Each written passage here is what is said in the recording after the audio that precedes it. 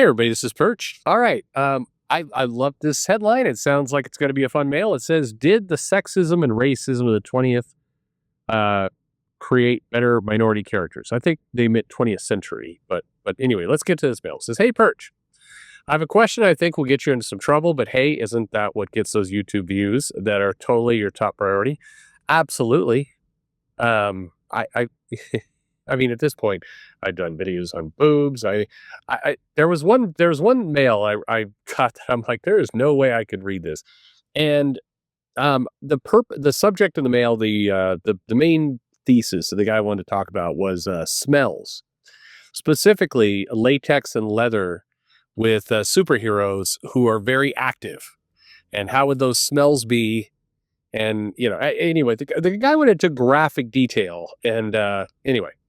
Didn't couldn't make it through that one. Anyway, back to Bill. Says your recent videos about Sue Storm have me thinking, did pardon me, did what we now consider to be casual bigotry, specifically sexism and racism, of the 20th century actually lead to creating better women and minority characters?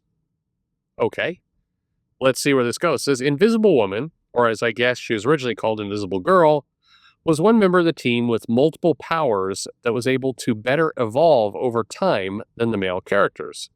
The most likely reason was that this was the writer's sexism. Wait a minute. The most likely reason behind this was that the writer's sexism also forced them to rationalize how the token female member was able to keep up with the boys. The same thing could be said about Marvel Girl in the original X-Men. Her powers had to keep evolving, and it was most likely the writers feeling the need to rationalize how the girl was able to contribute to the team. And after Marvel Girl left the X-Men, Storm was the only woman on the team, and a black woman to boot, and basically shown to be the most powerful woman or member on the team. Most powerful member on the team. What do you think? All right, this is an interesting theory. Well, I mean, let's take the examples you get. I think there's some merit to this idea that you're saying, and basically, if I could summarize your concept, it was that writers back in the 60s, 70s, etc., they kind of felt compelled or forced to put a woman on the team, so they had like the token female character on the team, and then the challenge was. It's the male dominated superhero industry. You got a girl on the team, you got to do something to make the girl hang with the boys. And because there's only one girl, the girl keeps getting more and more development versus the 5 or 6 men, or in the case of Fantastic Four, 3 other men who, have to split the development between them. So the girl winds up getting more. You know what?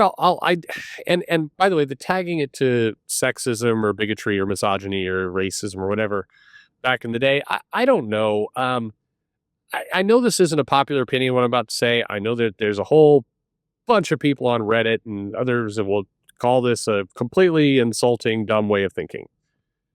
I don't think the people back in the 50s and the 60s who were writing comic books were these horrible racist people or sexist people. I think that they were, one, a product of their time, and two, I think they were, they're working in an industry where the primary audience for these comic mags are boys. And so you've got to appeal to boys, specifically boys between the ages of probably 12 and 18, or maybe younger, maybe like 10 and 16. That's who's your audience.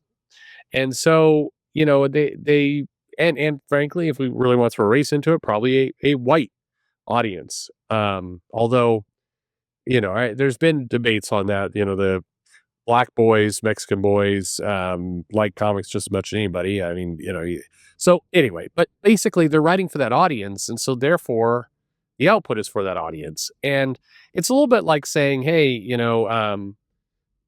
Lifetime, the channel, the Hallmark channel are filled with, misandry. It's filled with a bunch of men haters. And it's like, is it that they hate men, or is it that they know their audience are women? And so they write for the people who are buying their product. I mean, I think that's different than racism. I think, you have somebody who's like racist, who's going to, seek out or be out in public, out in the world, and come across somebody of an opposite race and commit violence against them. I think that's a form of racism, obviously a very easy form of racism, or easy to understand form of racism. Versus somebody who's writing a product for their target audience and plays to the boys. I just I don't know. I have a hard time. A lot of people are very quick and casual to say Stan Lee was sexist, and I mean I don't know. It's again it feels kind of like kind of shitty for a guy who actually yes there were fewer women, but there could have very easily been no women in this comic. I mean, so but whatever. Uh, but I think to the rest of your mail, I think the truth of what you say, and I think what really is dead accurate is it's a superhero genre. You've got a team. The team has 6 characters on it, let's say, like the X-Men. You want to have one girl on the team. You're going to kind of take turns doing character development for the various members of the team. And you're going to keep coming back to the woman on the team, in part because there's some, she's different from the boys, so you can do different things, but also because you do need to keep kind of upping her power set, changing things around a little bit so the character stands out. There's probably a little bit of insecurity in the writer's hands to how they're going to do that effectively. I think that what you're saying is probably accurate, because if you look at a lot of these teams and you look at the kind of stuff they did with Wonder Woman, with Marvel Girl, with Storm later, with the Invisible Girl. I guess the Wasp is kind of the exception that proves the rule. The Wasp really, they didn't have much they did with her. She was just kind of ditzy dame, fashion conscious and horny all the time. By the way, for those of you listening to this going, what does he mean horny? Like read some of those earlier Avengers comics. The Wasp is constantly horny for everyone. Thor, Captain America, Hawkeye, and like she's just like, oh my god, look at the ass on Hulk. You could smash me. Yeah, I mean not quite that far, but pretty far. So overall, I mean in general, yes, I think that because of that factor, so you have Jean Grey there, and you're like, oh, we got to give Jean Grey something to do, and then Jean Grey's got telepathy, and they're like, oh, we should do something else, and then before you know it, you've got you're like, oh, let's have her.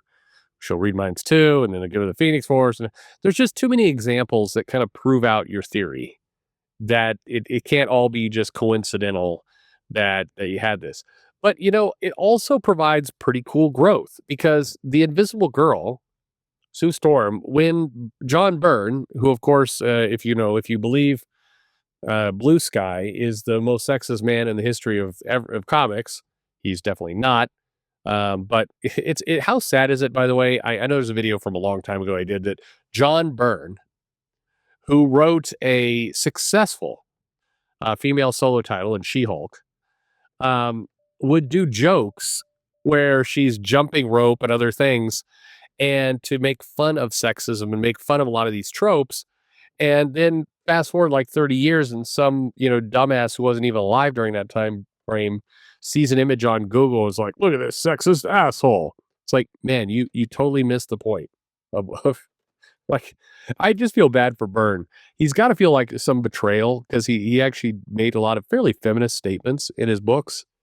And only to like 30 years later, people who are too stupid to realize what was going on, the commentary that was going on, call him a hateful person, whatever. But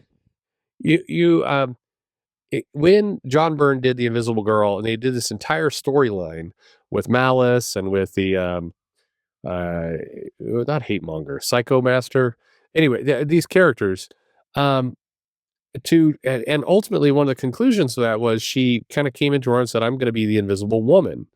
Actually, made this character development of her evolving and growing and taking on the acceptance of her powers and other things. It was pretty powerful what they did for her, and it was a good storyline, good development. So I think this is one of those areas where if you're writing comics today, it's okay to have your girl, your lady, your female character be weak.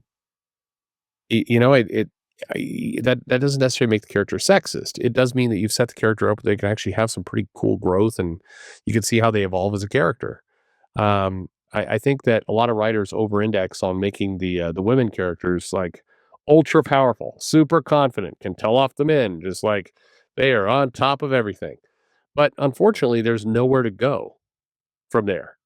Like, the characters arrived. There's no there's nothing the character becomes very boring at that point. There's actually some good growth that we can show in how these characters advance and evolve. But anyway, thanks for, writing in. Good theory. I think there's some decent merit to that. Curious what the rest of you think. Let me know in the comments below. Like and subscribe, of course, and thanks for listening.